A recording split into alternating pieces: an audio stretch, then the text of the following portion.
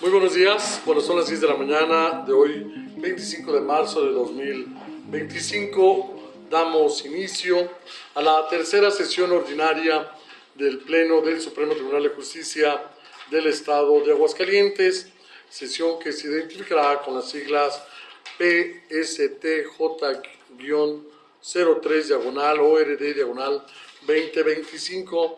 Señora secretaria, por favor, proceda a la lista de presentes con la finalidad de determinar la existencia del quórum de ley. Magistrado presidente Juan Rojas García. Presente. Magistrado Rigoberto Alonso Delgado. Presente. Magistrada Marta Elba Dávila Pérez. Presente. Magistrada Juana Patricia Escalante Jiménez. Presente. Magistrado Enrique Franco Muñoz. Presente.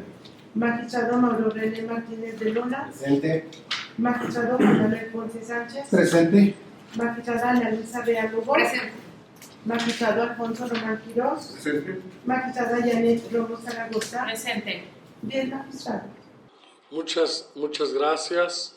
Ante este número de compañeras y compañeros, declaramos la existencia del quórum de ley y con fundamento en los artículos 7 y 19, fracción quinta de la Ley Orgánica del Poder Judicial del Estado, abierto los trabajos de esta tercera sesión ordinaria del Pleno del Supremo Tribunal de Justicia del Estado y válidos los acuerdos que en esta se adopten.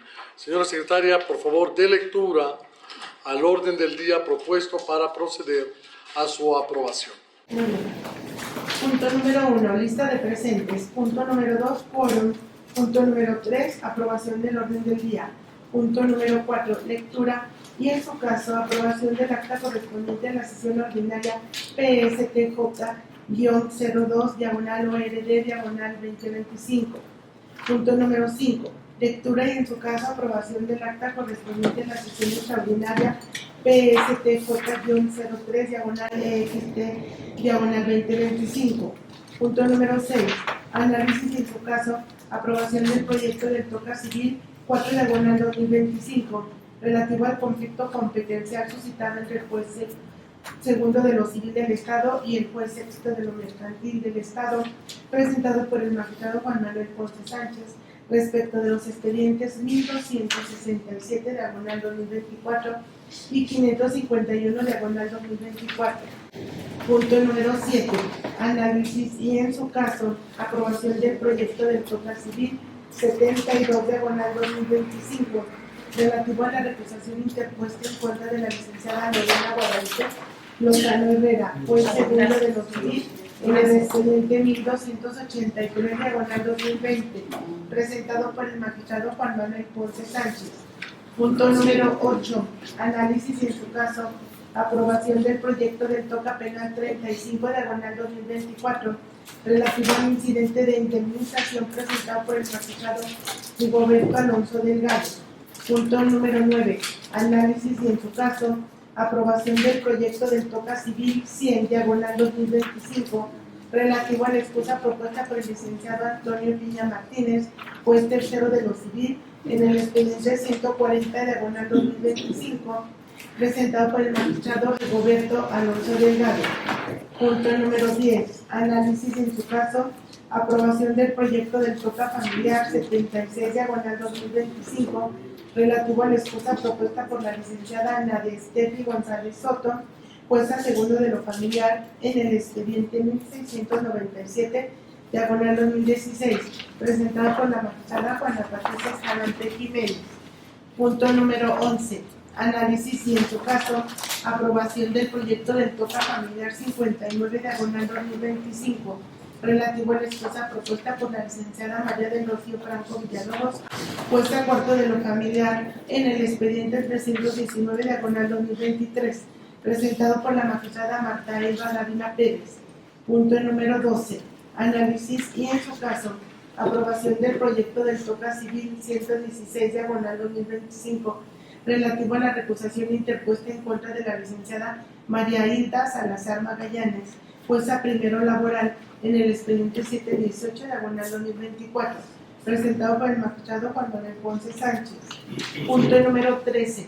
Análisis y en su caso aprobación del proyecto del TOCA Penal 42 diagonal 2024 relativo al incidente de indemnización presentado por el magistrado Rigoberto Alonso Delgado. Y punto número 14, asuntos generales. Muchas gracias, secretaria. Compañeras magistradas, compañeros magistrados han escuchado el orden del día propuesto.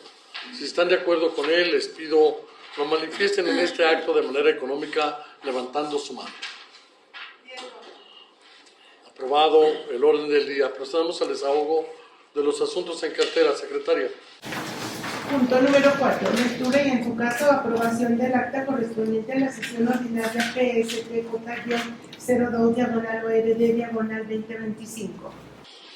Bien, para desahogar este punto, lo primero que consulto a este órgano colegiado es si se dispensa la lectura del proyecto de acta correspondiente a la sesión ordinaria ya identificada.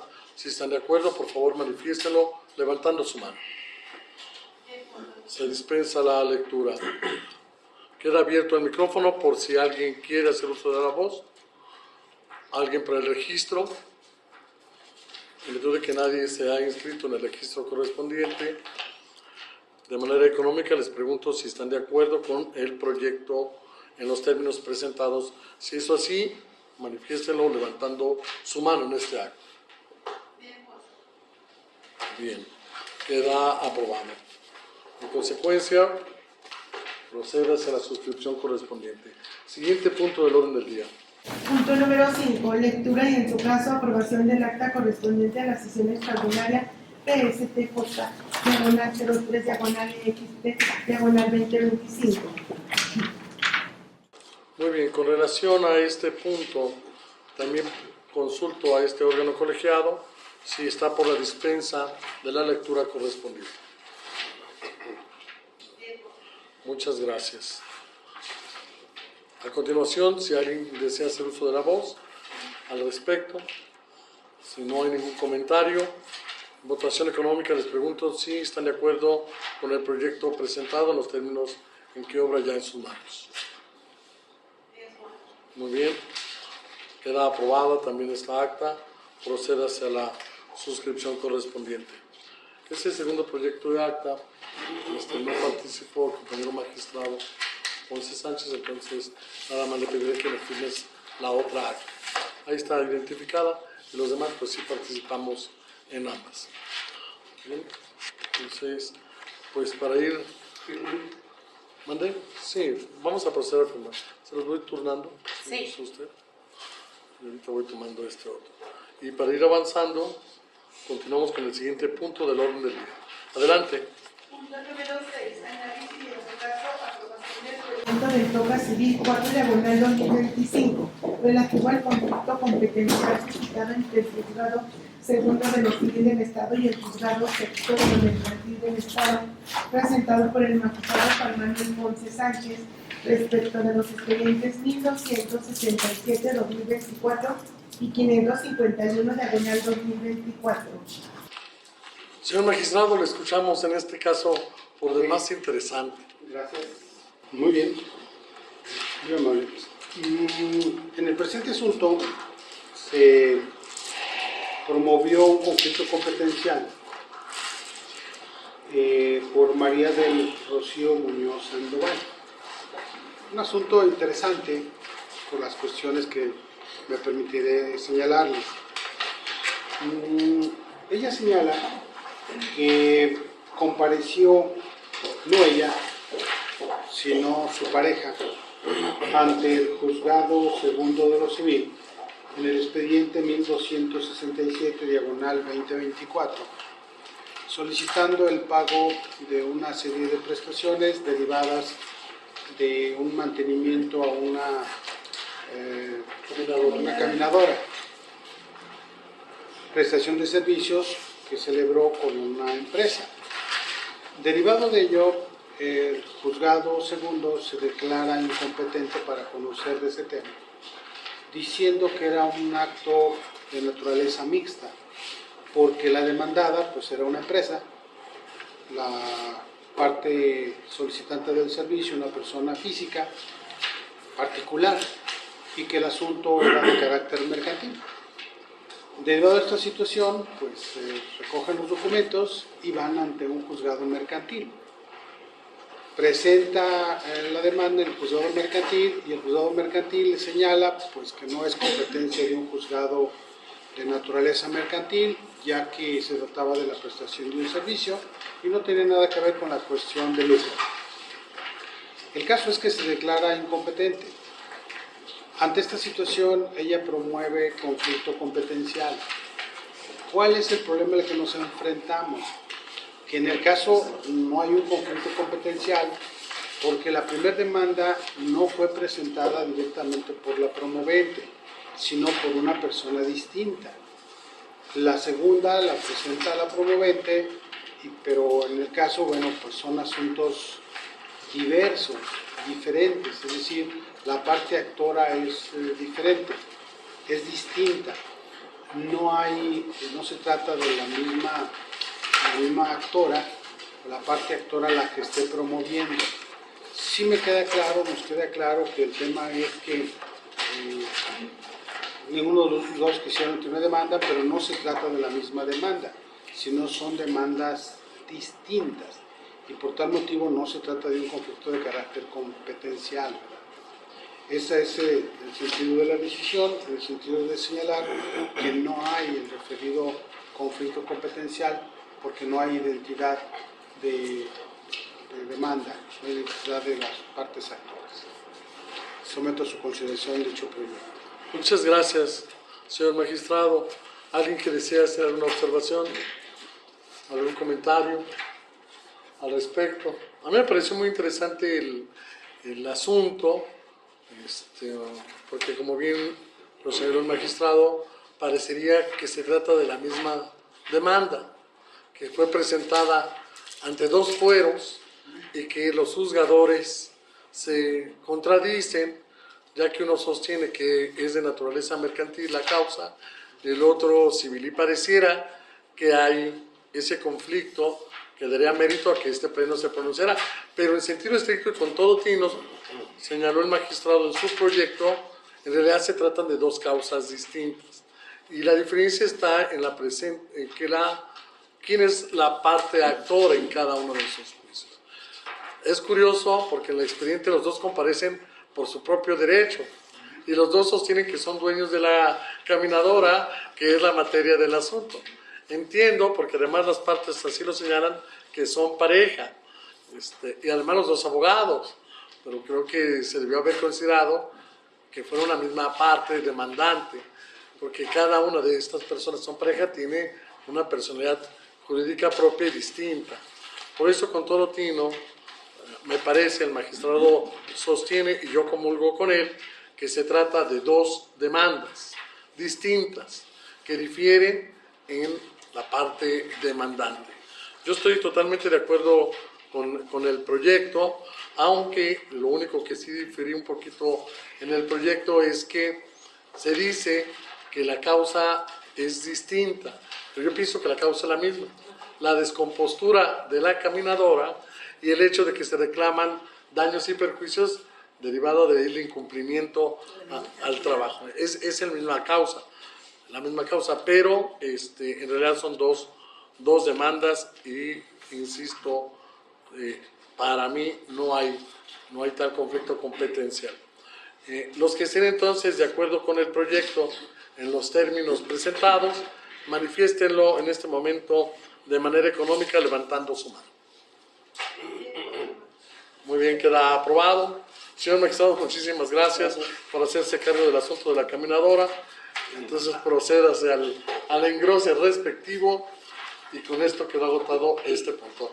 Siguiente punto del orden del día. Punto número 7. Análisis en su caso, aprobación del proyecto del TOCA Civil 72/2025 relativo a la recusación interpuesta en contra de la licenciada Lorena Guadalupe Lozano Herrera, juez segundo de lo civil, en el expediente 1283/2020, presentado por el magistrado Juan Manuel Ponce Sánchez. Muchísimas gracias. Otro asunto muy interesante. Le escuchamos, magistrado. Gracias, señor presidente. Interesante el planteamiento que se está formulando. Estamos solicitando la recusación de la jueza Lorena Guadalupe Lozano Herrera, señalando que ella ya había conocido del asunto y que estaba impedida porque tiene un interés directo y personal en el asunto. Se hace consistir en lo siguiente: la jueza está llevando un asunto, está ya en la etapa de ejecución, ¿sí? Pero luego se presenta un nuevo expediente y derivado de este nuevo expediente la jueza se excusa para conocer del segundo, aduciendo dos razones fundamentales: que ella ya había resuelto el asunto primero, pero que además es demandada en el segundo. Y entonces aquí se declara impedida para conocer de este segundo asunto. En base a ello, la parte actora o promovente, demandada en el primero, actora en el segundo, ahora viene y promueve señalando que debe recusarse también en el primero. ¿Por qué razón? Porque en el segundo estaba impedida para conocerlo. Solamente que aquí lo que estamos señalando es que es improcedente, notoriamente improcedente, porque la causa por la cual se quedó impedida de conocer el segundo es porque había conocido del primero. Pero esto no es obstáculo para que siga conociendo del primero, de la causa. Por tal motivo se propone declarar infundada la recusación. Es cuanto, señor presidente. Muchas gracias. Compañeras magistradas, compañeros magistrados, ¿alguna observación con relación al proyecto? Nada. A mí me parece, y comulgo totalmente con el señor magistrado, que pudiera parecer hasta un abuso el hecho de presentar la recusación, dada por lo menos la apariencia de lo que se pretende es retrasar un poco las causas. Lo sostengo esto porque en la segunda causa se está demandando la nulidad parece lógico, y ya la jueza había sido excusada del conocimiento de la segunda causa. Luego, en relación a la primera, donde ahora se plantea, lo que primero me llamó la atención es que es un asunto donde ya hay sentencia. Estamos en la etapa de ejecución y me gustó mucho que se hiciera una observación en el proyecto, señalando que es factible en determinados casos plantear una recusación aún en la etapa de ejecución. Me gustó mucho el razonamiento y estoy totalmente de acuerdo con él. Y también arribo a la misma conclusión en el sentido que no hay alguna prueba que justifique alguna causa para que la juez deje de conocer del procedimiento de ejecución, que simplemente es la división de la terminación de una copropiedad. Lo único que yo quisiera aportar, si se parecería válido, son dos cuestiones. La primera, que siguiendo una estructura de resultandos, considerandos y la sentencia final resolutivo, en el apartado de resultandos se puso un argumento relativo a la edad para establecer si procedía o no la suplencia. Y yo pienso que el argumento cabe muy bien, pero dentro del apartado de los considerandos. Los resultandos es la historia procesal de la causa, aquí no va ningún razonamiento, y los razonamientos irían en el apartado de las considerando. Entonces ese es el primer punto. Y el otro punto que a mí me inquieta es que tengo entendido, y corríjanme ustedes, que si la recusación es declarada improcedente o no probada, lo que pasa aquí serán esas dos hipótesis, hay una sanción, porque es una multa. Entonces, salvo esas dos cuestiones, el tema de que la consideración de que la persona es adulto mayor, pero está en posibilidades de atender el cuidado de sus intereses y por tanto no resulta procedente la suplencia, pudiera colocarse en el apartado de los considerandos y no en el resultandos, porque insisto, este apartado en las resoluciones normalmente se ocupa de la historia procesal de la causa que se va a resolver. Y el otro punto, que en la parte final se hiciera algún razonamiento con relación a la multa que se pudiera generar. Entonces, yo simplemente haría esas dos observaciones, pero no sé si alguien quisiera comentar algo más. ¿No? Bueno, entonces, yo propondría esas dos cuestiones, pero primero pregunto Los que estén de acuerdo en el proyecto tal como se presentó, lo manifiesten en ese momento levantando su mano. Muy bien. Ahora los que estén de acuerdo en que se haga esta modificación y que el estudio de la edad pase al considerando y que se le agregue una cuestión de la multa, manifiesten en ese momento levantando su mano. Muchas gracias. Entonces queda aprobado así. Señor magistrado, muchas gracias. No es una aclaración. ¿Estamos de acuerdo en que se aplique multa? Sí. ¿Sí? Ok. Una multa. ¿Se tendría que presentar otra vez el proyecto con lo de la multa? Si quieren lo debatimos ahorita. Yo estaría incluso con el ánimo de ya no retrasar más el asunto, que se pusiera la multa mínima. De acuerdo. Es correcto, así ya no tiene que razonarse. Sí, nada más. Por ser Solo una para primera poner vez, ¿no? De infracción. Sí, además que me parece De acuerdo. simplemente, pero no sé ustedes qué piensan. ¿Están de acuerdo? Entonces, señor magistrado, pues vamos a abusar de usted, si no me permite hacer ese ajuste al proyecto y nada más agregarle la parte final, que al haberse declarado improcedente en una parte y no probada en otra, pues esta recusación planteada, pues se impone una multa mínima a la recusante. Bien, entonces en ese sentido quedó desahogado el punto. Magistrado, si me permite, Sí. observación, reitero nuevamente lo que quisiera declinarlo y sumarme Se suma usted. Bien, el magistrado se suma al voto sí, final, para que quede entonces por la unanimidad de quienes somos presentes. Bien, y con eso estaría agotado el asunto. Y muchas gracias, señor magistrado, que le tocaron asuntos muy buenos. Sí. Sí. Siguiente punto del orden del día. Punto número 8.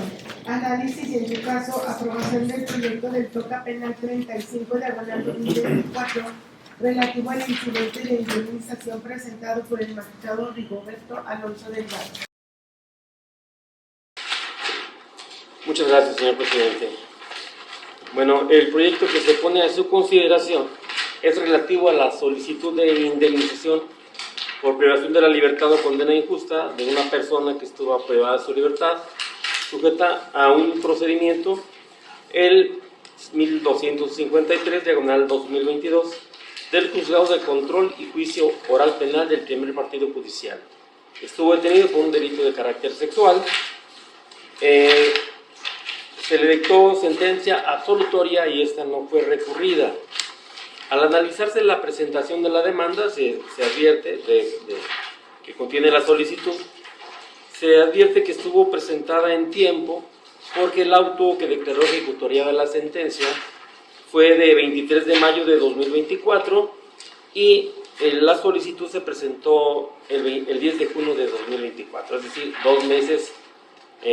Dentro de los 2 meses que prevé el artículo 331 del Código de Procedimientos Penales, que es el criterio que se ha sostenido por este tribunal. El solicitante pide que se determine una indemnización a su favor por el tiempo que permaneció privado de su libertad. Esto es por un total de permítanme,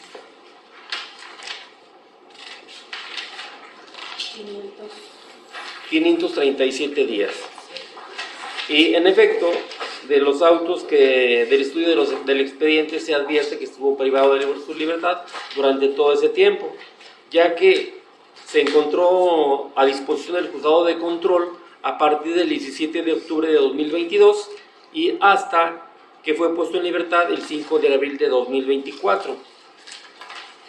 Estimándose procedente la solicitud en virtud de que no se advierte que la persona hubiese causado su propia persecución, ocultado o alterado dolosamente alguna prueba que condujera al error judicial, por lo que, como señalo, se determina procedente la solicitud. Asimismo, la persona adujo que se dedicaba a la mecánica automotriz. Sin embargo, con las pruebas aportadas, no se advierte qué cantidad percibía con ese oficio. De tal suerte que en el proyecto se propone cuantificar la indemnización conforme al salario mínimo vigente durante el tiempo de su detención. Abarcó 3 años. En el proyecto se establece qué cantidades correspondían a los años que estuvo privados de libertad, que fueron en 2022, 2023 y 2024, conforme a la Comisión Nacional de Salarios Mínimos. Por lo que en total se proponen un pago de 112,751 pesos por los 537 días que estuvo privada de libertad esta persona. ¿Es cuánto, señor? Muchas gracias. Compañeras magistradas, compañeros magistrados, ¿alguna observación del proyecto? No, yo estoy totalmente de acuerdo con el proyecto presentado, que las pruebas resultaron insuficientes para justificar los ingresos y el cálculo que hizo el aritmético me parece adecuado. Entonces, los que estén de acuerdo con el proyecto en los términos así presentados, por favor manifiéstenlo levantando su mano. Muy bien, queda aprobado por unanimidad.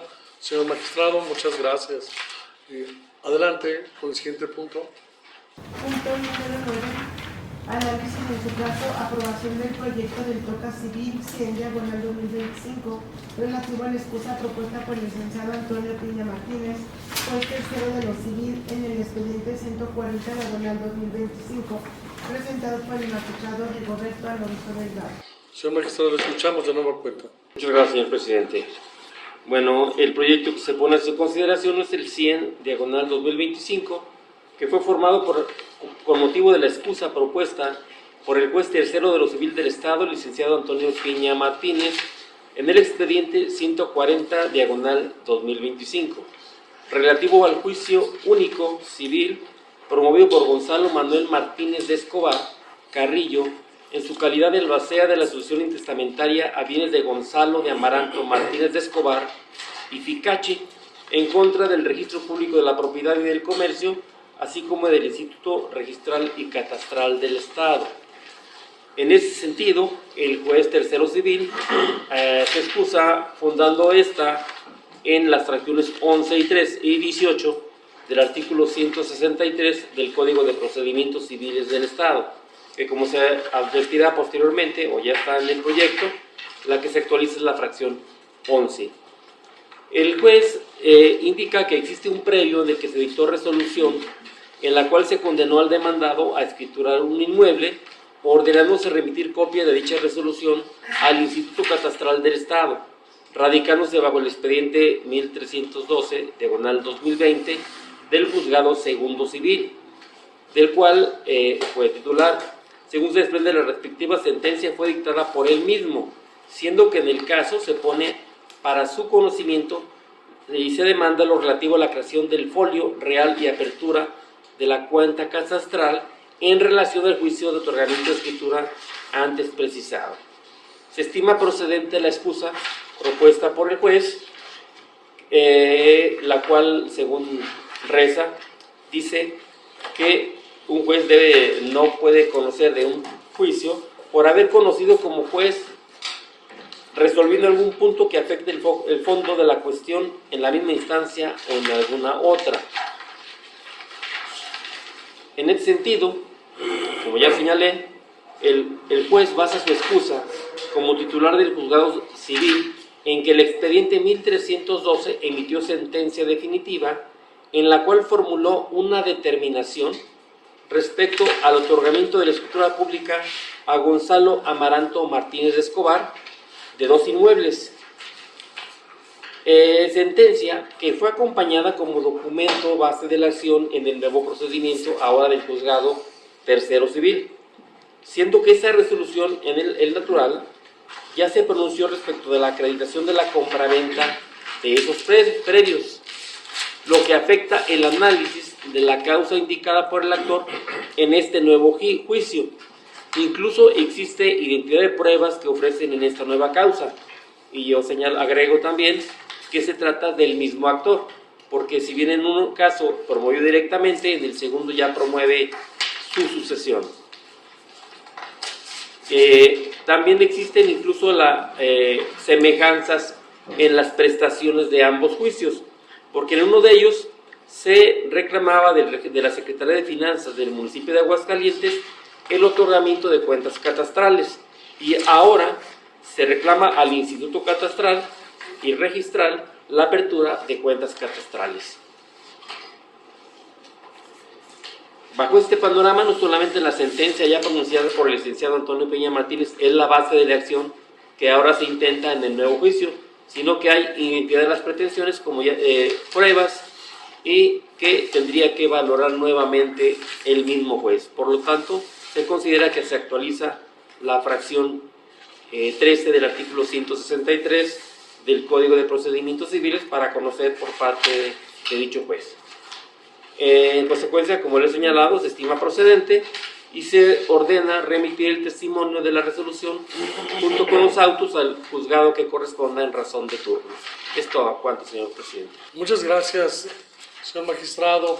Compañeras, compañeros, ¿algún comentario al respecto? Aquí yo creo, bueno, yo estoy a favor del proyecto del magistrado porque esencialmente, si bien se trata del inmueble, una de las prestaciones es el otorgamiento de las cuentas catastrales de la que ya se pronunció el juez. Y en el nuevo juicio se está hablando ya de la apertura de una cuenta catastral. Él ya había dicho que era procedente.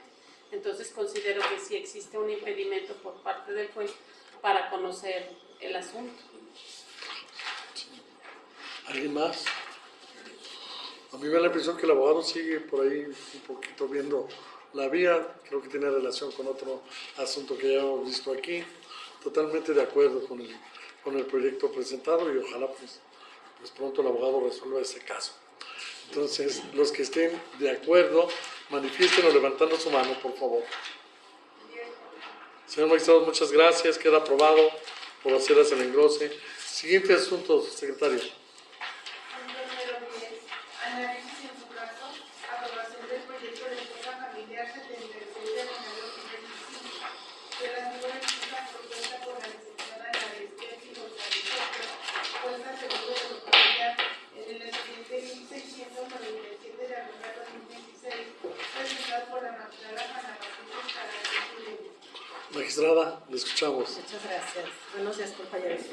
Pongo a su consideración el proyecto del toca familiar 76 del 2025, formado con motivo de la excusa propuesta por la juez segundo familiar, licenciada Nadia Estefi González Soto, en el expediente 1697, diagonal 2016, relativo a un juicio único civil, divorcio sin expresión de causa, promovido por Marco Antonio Martín Marín del Campo en contra de Joana Martín del Campo Macías.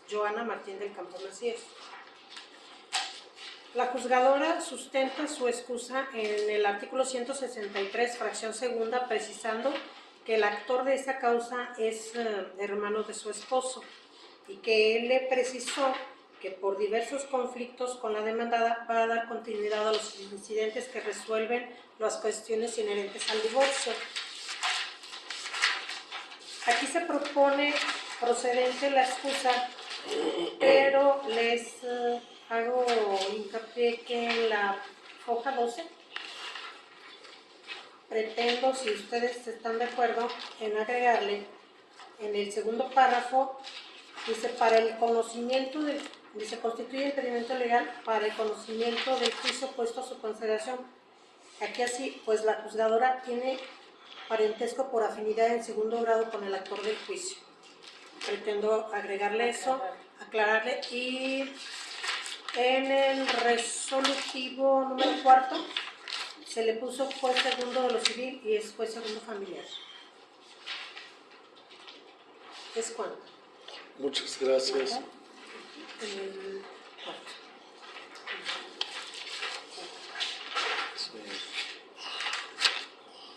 Compañeras, compañeros, ¿alguna consideración al respecto?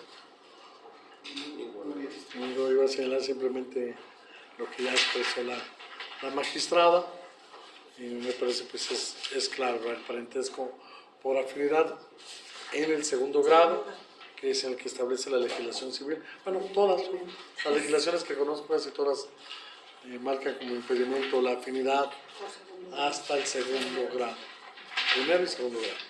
Bueno, los que estén con el proyecto, con la modificación que precisó la señora magistrada, manifiéstenlo levantando su mano. Queda aprobado por unanimidad el proyecto con su modificación. procedas el englose. Magistrada, muchísimas gracias. Gracias. Siguiente punto del orden del día. Punto número 11. Análisis y en su caso aprobación del proyecto del TOCA familiar 59/2025 relativo a la excusa propuesta por la licenciada María del Rocío Franco Villalobos, jueza cuarto de lo familiar en el expediente 319/2023, presentado por la magistrada Marta Elba Dávila Pérez. Magistrada, le escuchamos. Con su venia, magistrado, presidente, compañeros, magistrados y magistradas, pongo a su consideración el proyecto elaborado en el TOCA Civil 59/2025 relativo al expediente 319/2023 y su acumulado 775/2023 relativo al juicio único civil de convivencia promovido por persona física masculina en contra de una persona física femenina y, bueno, su acumulado relativo a la patria potestad y custodia promovido por las mismas personas para la inversa. Los antecedentes. La demandada del juicio 319/2023 y actora en su acumulado, mediante escrito presentado el 6 de febrero del 2025, autorizó como su abogada patrona a la licenciada Leslie Griselda Guerrero Gallardo. La licenciada María del Rocío Franco Villalobos, jueza cuarto de la familiar, sustenta su excusa en el hecho de que el 8 de marzo del 2024, en la marcha denominada 8M, por motivo de la conmemoración del Día Internacional de la Mujer, fue objeto de diversas expresiones ofensivas y calumniosas de la abogada ya mencionada, que no solo buscaban cuestionar la legalidad de los criterios emitidos en un diverso expediente, el 1069 del 2019, del propio índice del juzgado cuarto familiar a su cargo, sino que se emitieron expresiones y adjetivos en su contra, ridiculizándola en el actuar jurisdiccional, circulando documentos con su nombre, cargo y fotografía, por lo que considera ha sido objeto de violencia como persona, mujer y jueza por parte del profesionista antes señalada. Quiero mencionar que una situación igual o similar se revisó en el precedente relativo a la sentencia ejecutoria en el TOCA Familiar 103 del 2024 por parte del Pleno de este Supremo Tribunal de Justicia, por motivo de también la excusa que promovió la jueza María del Rocío Franco Villalobos y se consideró procedente. Luego este tribunal, actuando en pleno, consideró autorizada la hipótesis prevista en la fracción 18ª del artículo 163 del Código de Procedimientos Civiles y esta resolución quedó firme. Entonces se proponen los resolutivos declarar legalmente impedida a la licenciada María del Rosario Franco Villalobos en su carácter de jueza cuarta de lo familiar en el Estado en el expediente 319/2023 y su acumulado 775/2023. Es cuanto. Muchas gracias, magistrada. Compañeras, compañeros, ¿alguien que desea hacer uso de la voz? Sí. Me parece correcto que si la propia juez está señalando que de su parte existe ya una situación, no de inadversión, pero sí de incomodidad, por el tema de las demostraciones que la abogada hizo públicamente en contra de la jueza, pues se encuentra impedida para conocerlo, ya que pues debe garantizarse la imparcialidad en la actuación judicial. Es cuanto, señor presidente. Muchas gracias. Yo también comulgo con la idea que se acaba de expresar. Además que la ponente nos ha invocado un precedente en el mismo caso. Debo reiterar que las juezas, los jueces, somos seres humanos, ¿sí? Y en nuestro interior podemos albergar tal vez una incomodidad, un escozor, una inconformidad, molestia en contra o enojo en contra de una de las partes. Y entonces la excusa es el mecanismo idóneo para que prevalezca la justicia, para que se haga lo correcto en el caso concreto. Y es perfectamente válido que un juez, una jueza sostenga que no puede garantizar la imparcialidad, como en este caso. Yo no lo veo en ninguna manera reprochable, al contrario, es el camino ideal para que una juzgadora deje de conocer de alguna causa. Porque ¿quién más que uno mismo sabe lo que en el interior uno guarda con relación a las partes. Entonces estoy totalmente de acuerdo con el proyecto y si ya tenemos un antecedente, valdría la pena que luego se fuera invocando en las propias resoluciones, ¿no? Sí, para que fuera fijándose un criterio. Bien, los que estén de acuerdo, por favor, manifiéstenlo, levanten su mano en este momento. Queda aprobado, señora magistrada, muchas gracias. Gracias. Procedas al engrose. Siguiente punto del orden del día. Punto número 12. Análisis y, en su caso, aprobación del proyecto del TOCA Civil 116/2025, relativo a la recusación interpuesta en contra de la licenciada María Hilda Salazar Magallanes, puesta primero laboral en el expediente 718/2024, presentado por el magistrado Juan Manuel Ponce Sánchez. Escuchamos. Gracias, señor presidente. Bueno, planteó ustedes un asunto en verdad interesante. Sí. Interesante porque Sí. me permiten hacer una reseña de por qué el sentido de la decisión, pues lo haré de la siguiente manera. De pronto, yo cuando vi el expediente me di cuenta que la parte actora era sobrina política de la jueza. Y entonces, siguiendo las formalidades que establece la Ley Federal del Trabajo, se presentan unas variaciones que la hacen interesante el tema. De entrada, cuando vi que era pariente, dije, bueno, pues obviamente un juez que va a tener un asunto de un pariente, aunque no sea cercano, pues hay un motivo razonable para que esté impedido para conocer el tema. Sin embargo, al empezar a revisar el expediente, se encuentra lo siguiente. De entrada, en materia laboral, quien radica la demanda es el secretario instructor. Es decir, son jueces de audiencia. Jueces de audiencia, todo lo que es la fase escrita la lleva el secretario. Entonces, cosa curiosa, una vez que se presenta la demanda, viene luego otro momento que es ordenan el emplazamiento y viene la réplica y luego una contrarréplica.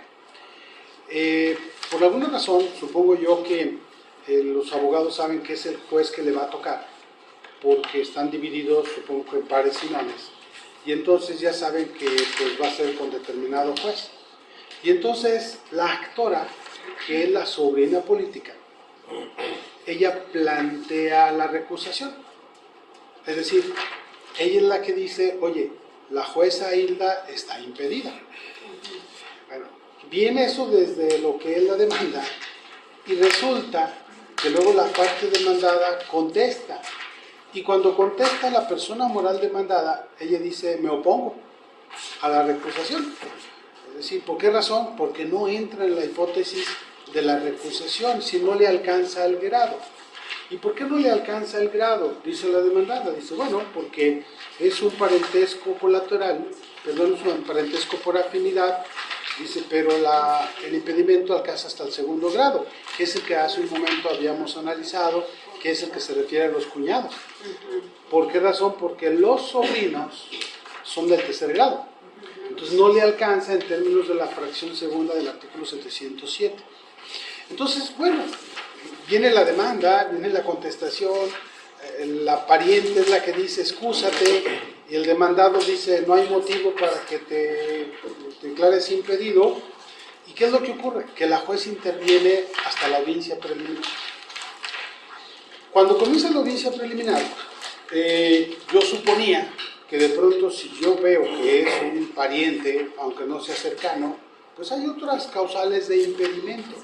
Pero sin embargo la juez comienza diciendo que ella no se puede excusar.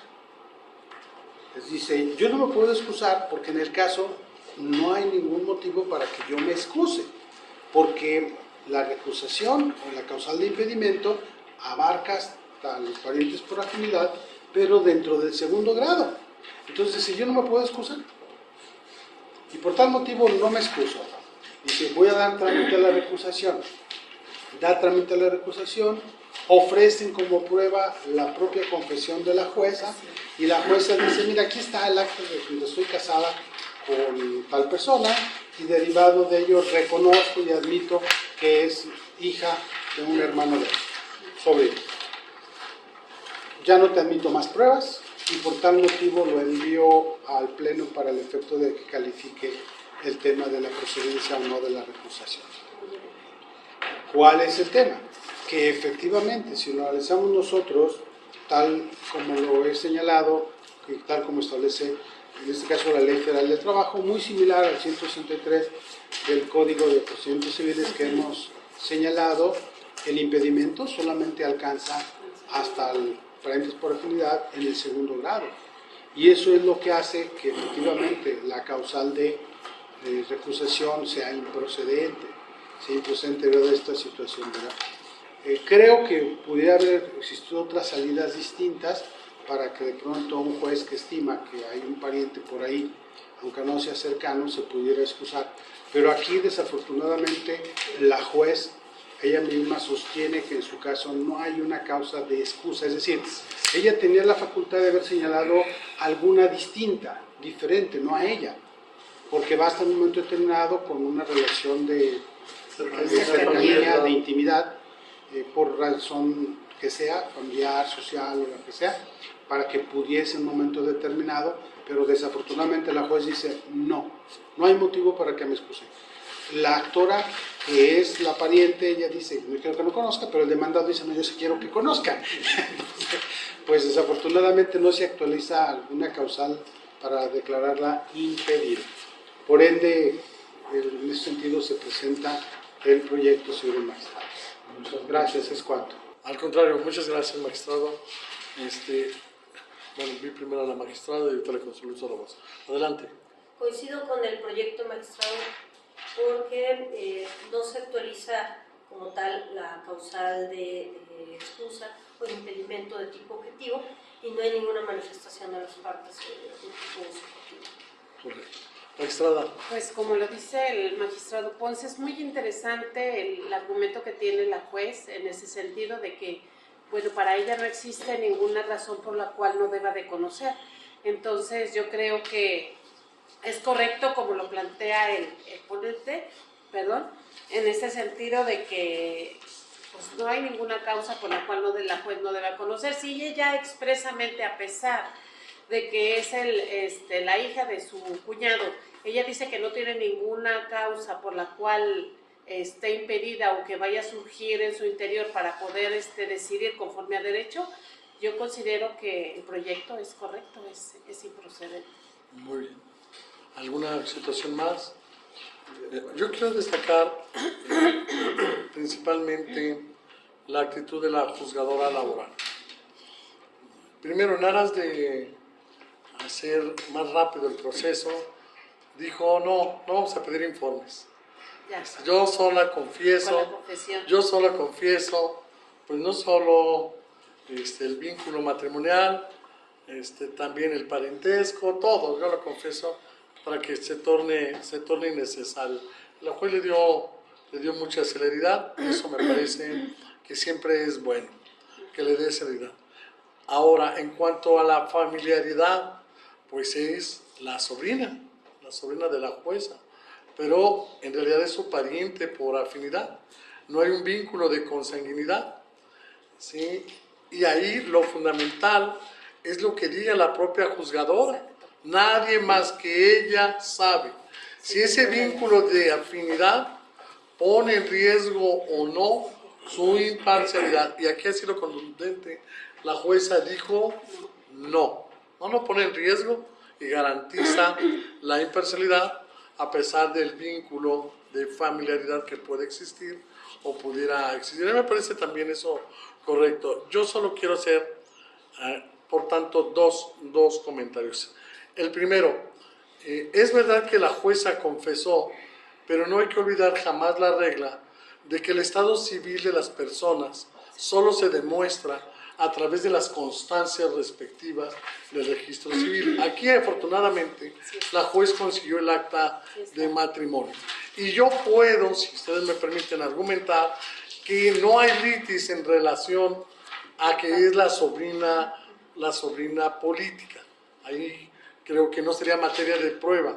Pero si hubiera sido materia de prueba, era indispensable que ese parentesco también se justificara, no con la confesión, sino con las constancias respectivas, reitero, porque sabemos que el estado civil de las personas se justifica con las actas, no con los dichos.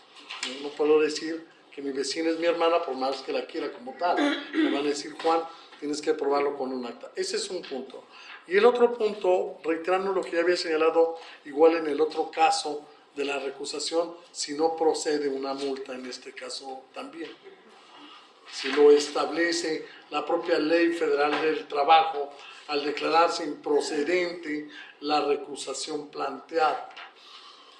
Porque si esto es así, al igual que en el caso anterior, pues yo estaría con que se le pusiera la mínima, ¿verdad? Entiendo que en el procedimiento laboral no hay como un requisito para entregar una caución, pero ¿qué hay con la multa? Magistrado. Yo que nomás quisiera resaltar en razón de la multa, que creo que no se advierte mala fe, más bien se advierte como que pretende evitarse un perjuicio posterior, porque quien propone la recusación es la propia sobrina. Entonces, para evitarse que posteriormente le tumben el juicio que está intentando, entonces propone o hace ver que la juez es su familiar. Entonces creo yo que no ameritaría multa, salvo lo que ustedes opinan. Bien, me parece muy atinada su observación, pero si me permiten, primero determinemos si se puede oponer multa y luego qué es lo que procedería. Yo me adelanté señalando que de ser procedente la multa, yo iría por la mínima. Pero primero, en estos asuntos, si se declara improcedente, debe ponderarse una multa, magistrado. Sí, el 709 guión I de la Ley Federal del Trabajo sí prevé. Dice, cuando se declare improcedente, se impondrá al recusante una multa a favor del Fondo de Apoyo y de Administración de Justicia del Poder Judicial que corresponda, la cual no será inferior a 100 ni mayor a 500 penas. Entonces, sí lo prevé. Sin embargo, yo considero, salvo mejor apreciación de ustedes, que en el caso, la pariente, la que está promoviendo, me parece que lo hace con la intención de que se determine si va a haber un impedimento de su pariente que está conociendo del tema, ¿sí? Y entonces, derivado de ello, es quien ella misma lo propone y lo plantea. Entonces, y además es la parte trabajadora. No olvidemos también ese otro detalle, ¿verdad? Yo en el caso me decantaría por no imponer multa alguna. Si les parece, para seguir abonando y construyendo esta decisión, vamos a votar primero si estamos todos de acuerdo en que la recusación es improcedente por las razones que vienen del proyecto. ¿Les parece? Si están de acuerdo en eso, por favor levanten su mano. Muy bien. Ahora vamos a votar si es necesario poner un punto relativo a una multa, ya sea que esta proceda o no proceda. Pero si es necesario poner al proyecto, ajustarlo y poner algo de la multa. Los que estén de acuerdo que debe haber un pronunciamiento respecto a la multa, manifiéstenlo levantando su mano. Muy bien. Muy bien. Entonces, ya quedamos que es improcedente la recusación y que el proyecto debe ajustarse, además con un apartado que sea relativo a la multa.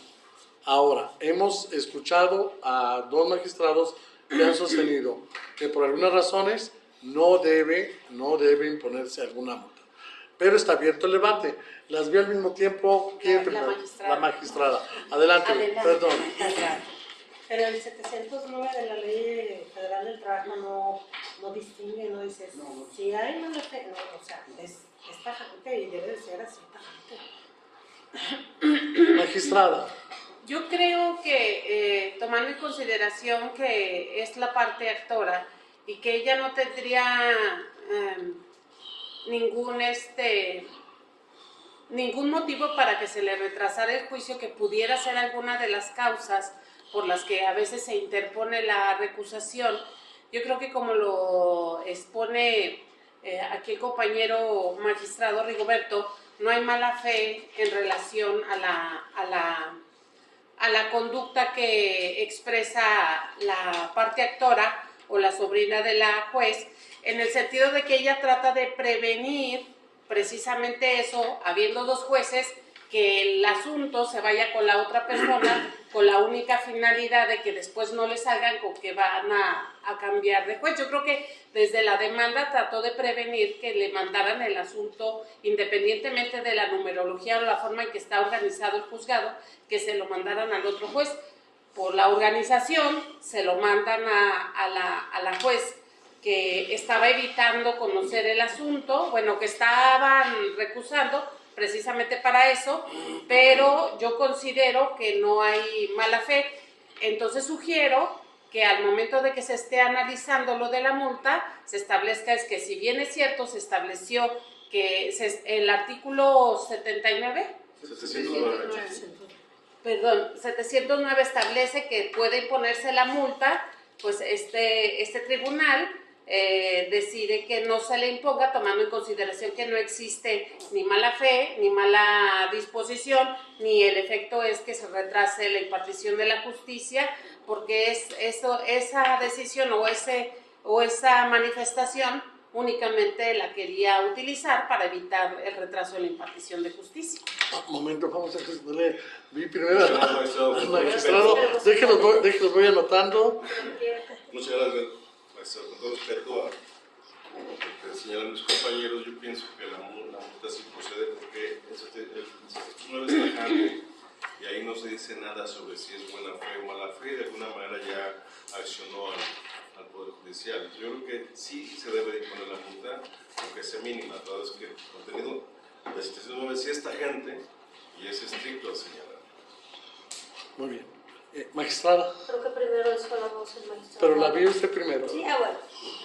Aunque el 709 sea tajante, hay protocolos y jurisprudencia en materia de imposición de sanciones en los que siempre se habla de tener que atender a la conducta infractora, que se considera infractora, primero para ver si de veras es infractora, después para valorar los grados de responsabilidad, si es de medio grave, y después para la imposición de sanción. Y dicen, en caso de que se considere que la conducta es infractora, al menos procede la multa mínima. Y se tiene que valorar también el grado de sanción que se va a aplicar. Pero creo que el 709 no puede aplicarse a rajatabla sin obviar estas garantías del debido proceso, tratándose de derecho sancionador o derecho disciplinario. Muchas gracias. Nada más para precisar, usted estaría por la inaplicación del 709. Para su razonabilidad, para su aplicación razonable. Inaplicabilidad. Se puede razonar, no necesariamente conlleva una inaplicación. Porque si el 709 tiene no, ese rasgo. Magistrado. Bien, el artículo 709 es fatal, es decir, se impondrá, no podrá imponerse. Primer término. Y en particular yo no estaría de acuerdo en dejar de imponer la multa que el dispositivo señala bajo hipótesis o bajo creencias que nosotros generemos y plasmemos en un TOCA, ¿verdad? Hipótesis que no están evidenciadas. Magistrada, seguía ahora sí usted, perdón. Igual que el magistrado Mauro, el artículo 709 dice se impondrá, nunca dice se podrá imponer, dice se impondrá. ¿Sí? Ya lo que dice la magistrada Martita es más bien en relación a mínima, media y máxima. Y aquí yo creo que sería la mejor la mínima. Ahora, la conducta no es tanto de la actora, la conducta es del abogado, porque él es el que conoce las figuras jurídicas y es el que le dice a su cliente, podemos hacer esto, podemos hacer aquello. O sea, no la señora, hay que promover una excusa. Ella ni siquiera ha de conocer esas figuras. Es cuando. ¿Alguna otra observación? Magistrado. Yo opino que no debe interpretarse tajantemente por el hecho de que se impondrá. Digo, el texto es muy claro, se impondrá, pero siempre debe razonarse la imposición o no de una sanción, porque debemos ver el objetivo, la finalidad de ello, que es desestimular el abuso en la recusación. Ya lo habíamos visto en el otro asunto, donde fue el sentido fue diferente y sí se determinó imponer la recusación, digo, la sanción, para evitar, y se razonó en el proyecto, para evitar su abuso en la recusación, porque pues no hacerlo o dejarlo sin sanción sería tanto como estar estimulando para retardar los juicios este tipo de prácticas. Por esa razón, como que atendiendo, para mi punto de vista, el caso concreto, creo que no aplicarían las mismas razones del otro proyecto como para imponer la sanción. Yo votaría en contra de imponer la sanción por esa razón. No hay otro comentario. Yo me había adelantado señalando la mínima, pero no había expuesto las razones. Y me siento compelido a hacerlo. A diferencia de la materia civil, en la recusación de la materia laboral no suspende el procedimiento. Los procedimientos continúan. ¿Sí? Es la primera diferencia.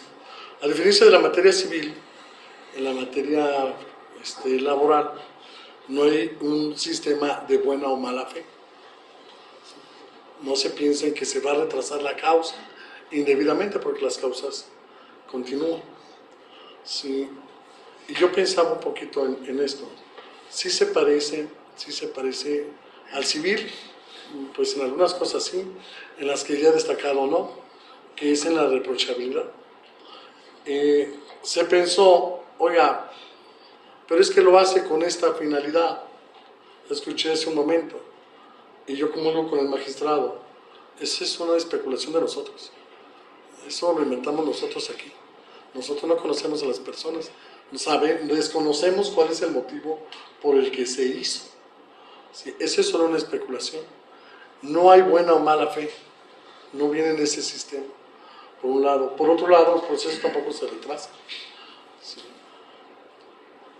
No hay que hacerlo porque es el trabajador, entonces sí, cuando es el patrón, nada más procederá contra el patrón o al trabajador en ninguna causa. Sí, es un asunto muy complejo. Lo digo por lo siguiente, porque parece que es muy gravoso la multa de 100 unidades, de 100 a 500 unidades. Sí, ¿cuánto es la UMA actualmente? Sí, 100 unidades serían... 11, no, hasta el 11, ¿no? Me dice que 11.314 sería la multa por 100 veces. Sí, cerca de 11,000 pesos la multa. Sí. Esa es la multa. Y luego me parece mucho porque parto de lo que va a reclamar el trabajador, aunque también depende qué trabajador, ¿verdad? Sí, hay algunos que reclaman unas cuantías muy enormes. Y el legislador lo puso esta graduación mínima a máximo, de 100, máximo 500. A lo mejor en algunos casos 500 va a parecer insuficiente, van a decir, oiga, pues es que estaba burlando, ¿verdad? 500 unidades las puede pagar tranquilamente, o a veces 100 parecerán impagables. Pero lo cierto es que el artículo 709 así lo señala, así lo establece. Y lo otro, ponderar lo mismo que hicimos en el proyecto anterior sería aplicar las reglas, para mí, del Código de Procedimientos Civiles de Aguascalientes a un asunto laboral. Porque hasta donde yo entiendo esos serían los argumentos. Sí creo que debería haber una reforma, sí creo que el 709 debería ajustarse a que se dijera, en caso de que el tribunal advirtiera mala fe, podrá ponerse una mínima y una máxima. Las razones de las que no viene aquí, la verdad lo desconozco, no sé si en el anterior sistema venía, o si no es muy común que se interpongan recusaciones, pero bueno, nos tocó a nosotros. Yo por esta razón había señalado, primero, que si debía considerarse poner una multa, y si fuera la multa, por lo menos gravoso para mí sería la mínima. Y en ese sentido había yo opinado. Pero bueno, no sé si hay algún otro argumento, sino para votar. No hay otro argumento, entonces lo primero es no imponer ninguna sanción,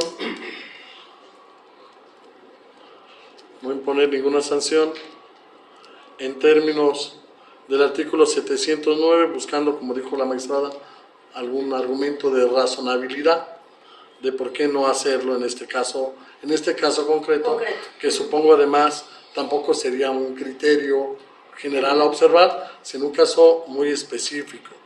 Así por lo menos entiendo que se plantea. Y la otra es la aplicación del artículo 709. Sí, como dice ahí, aplíquese la legislación. Serían los dos supuestos que tenemos. Entonces, los primeros, los que estén porque no se imponga la sanción, manifiéstelo en este momento levantando su mano. Muy bien.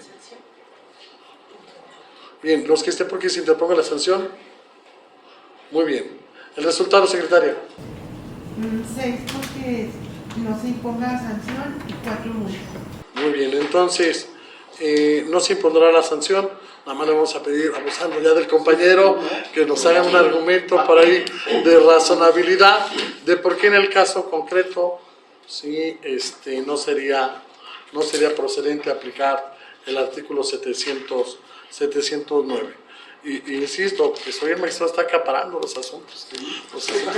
Le agradezco mucho. Procedas al engrose. Siguiente punto del orden del día, secretaria.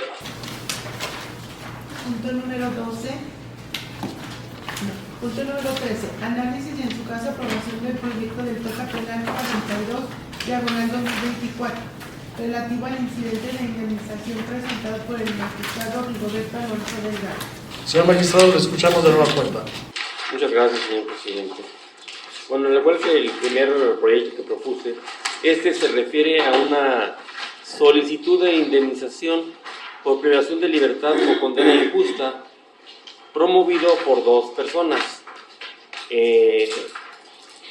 derivados del toca penal 42/2024 en relación al juicio 464/2021 del Juzgado de Control y Juicio Oral Penal del Tercer Partido Judicial con sede en el municipio de Pabellón de Arteaga, seguido en contra de esas personas, de los solicitantes, por un delito contra la vida de una persona. Los solicitantes argumentan que estuvieron detenidos o privados de su libertad, sujetos a ese procedimiento, y que están en tiempo para promover el juicio en virtud de que a ellos se dictó sentencia absolutoria por el juez de primera instancia, fue recurrido la sentencia absolutoria ante el Tribunal de Alzada y esta fue recurrida a través del juicio de amparo directo y en consecuencia, al resolverse el amparo directo, que fue publicado en listas de acuerdos el 24 de mayo de 2024, fue la fecha en que causó estado la sentencia de primera instancia.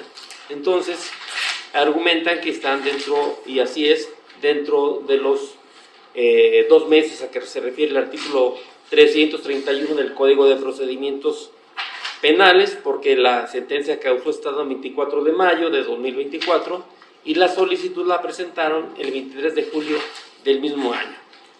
En este sentido, aducen que estuvieron detenidos por 471 días, que en realidad fueron 472.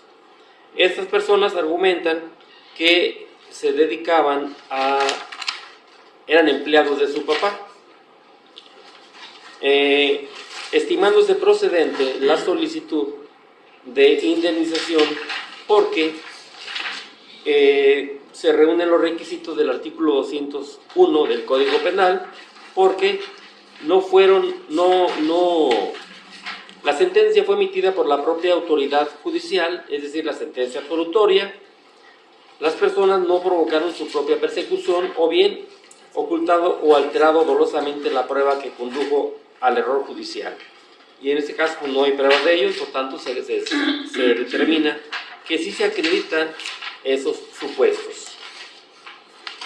Ya estimando este procedente, se pasó a la revisión de la cuestión laboral, de en qué trabajaban las personas y cuánto ganaban. Sin embargo, se desestimaron las pruebas que aportaron porque esto consistió en una carta de su padre y una lista de raya o de nómina también de su padre, de una supuesta empresa que nunca se acreditó que existiera. Por tanto, se advierte que hay parcialidad total en ese sentido, o para tratar de demostrar la fuente de trabajo y lo que ganaban antes de que fueran privados de su libertad. Entonces, resultó procedente cuantificar la indemnización con base en el salario mínimo de los 472 días que estuvieron privados de libertad cada uno de los dos solicitantes de indemnización, resultando un total de 81.414 pesos con 97 centavos para cada uno de ellos. ¿Sé cuánto, señor presidente? Muchas gracias, señor magistrado. Compañeras, compañeros, ¿algún comentario al respecto? Sí, adelante, magistrado. En apoyo al proyecto que formula nuestro compañero, me parece que está bien abordada la cuestión de la improcedencia de la acreditación que pretenden los solicitantes respecto a sus ingresos. Ahí claramente se valoraron las documentales que se exhibieron y se concluye, quiero destacar que las pruebas fueron insuficientes porque no hay el acta constitutiva e inclusive de la empresa supuesta donde laboraban, y además se omitió la documentación que justificara que ambos solicitantes estaban afiliados y estaban cotizando ante el IMSS, para corroborar con ello la existencia de la relación laboral que pretenden sustentar. Por tanto, estoy de acuerdo que al no obrar pruebas idóneas para comprobar los salarios de Víctor Santos Quintana y Héctor Alonso Santos Quintana, pues habría una relación, además de ser documentos privados y que hay una relación de parentesco, habría una imparcialidad del supuesto patrón que nos hace exigir mayores pruebas para tener por acreditados esos ingresos. Y coincido en que entonces se ponga o se calcule conforme al salario en las sumas. Muchas gracias, magistrado. Compañeros, ¿algo más? Yo también quiero destacar particularmente este punto, porque entiendo que se pretendió la ratificación correspondiente de la documentación con una idea de legitimar el contenido, cuando en realidad el origen pues, nos generó muchas dudas. El papá que hace las constancias y las listas de raya, pues definitivamente no nos da certeza, seguridad, a pesar de que si fuéramos muy formalistas, podríamos afirmar que se trata de documentos que fueron ratificados ante la autoridad. Pero bueno, comulgo como se expresó en el proyecto, y si ustedes también están de acuerdo, por favor manifiéstenlo levantando su mano. Está aprobado por unanimidad. Pasemos al engrose. Muchas gracias, señor magistrado. Y el siguiente punto del orden del día. Punto número 13, asuntos generales. Bien, de asuntos generales, dos cuestiones. La primera, por ahí les turnamos una copia de un oficio y los anexos que emitió la Secretaría Ejecutiva del Consejo General del Instituto Estatal Electoral de Aguascalientes, solo para su conocimiento, para mantenerlos informados de lo que se va presentando. Y la segunda situación, que el día jueves y viernes no estaré por aquí porque tendré que cumplir una representación en Conatlip. Entonces, para que ustedes estén enterados de que no voy a estar aquí en el jueves y viernes. Pero sí, desde luego, al teléfono disponible para lo que ustedes requieran. Sí, no sé si hay otro punto que comunicar. Si no hay un asunto general de ustedes, les agradezco mucho. ¿Sí? Cuando son las 11 horas con 17 minutos, damos por concluida la tercera sesión ordinaria del Pleno del Supremo Tribunal de Justicia del Estado de Aguascalientes. Muchas gracias, que tengan buen día.